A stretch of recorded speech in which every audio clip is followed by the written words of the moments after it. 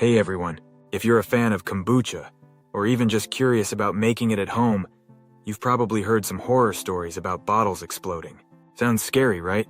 Well, today we're diving into why kombucha bottles can explode and, more importantly, how to prevent that from happening. Let's keep your home brewing safe and fun. Why kombucha bottles explode. So why do kombucha bottles explode in the first place?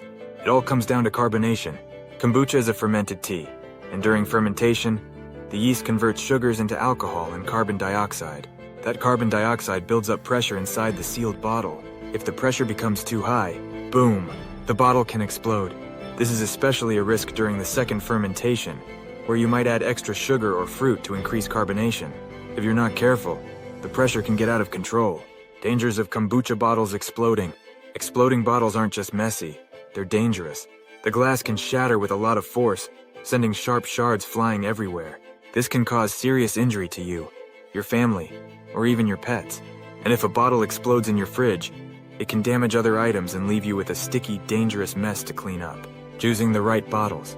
Now, let's talk about the best bottles to use for kombucha. Not all bottles are created equal. Here's what you need to know.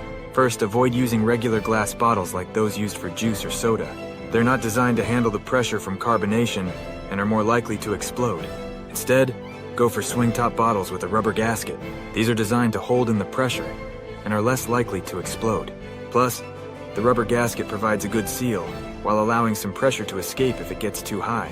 If you're really worried about explosions, BPA-free plastic bottles are a great option. They're more flexible and can handle the pressure without breaking. Just be sure to check the bottle regularly for any bulging, which is a sign of too much pressure. Tips to avoid bottle explosions. Now let's get into the best practices to avoid those scary explosions.